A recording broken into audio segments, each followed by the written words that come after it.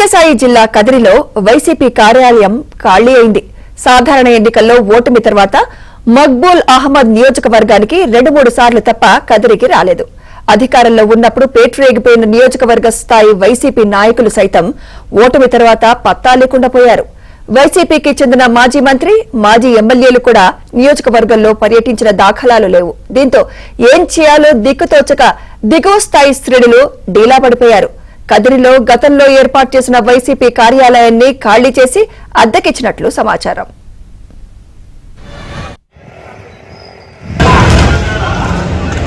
వైసీపీకి చెందిన మాజీ మంత్రి, మాజీ ఎమ్మెల్యేలు కూడా నియోజకవర్గంలో పర్యటించిన దాఖలాలు లేవు. దీంతో ఏం చేయాలో దిక్కుతోచక దిగువ స్థాయి శ్రేణులు డీలా పడిపోయారు. కదిరిలో గతంలో ఏర్పాటు చేసిన వైసీపీ కార్యాలయాన్ని ఖాళీ చేసి అద్దెకిచ్చినట్లు సమాచారం.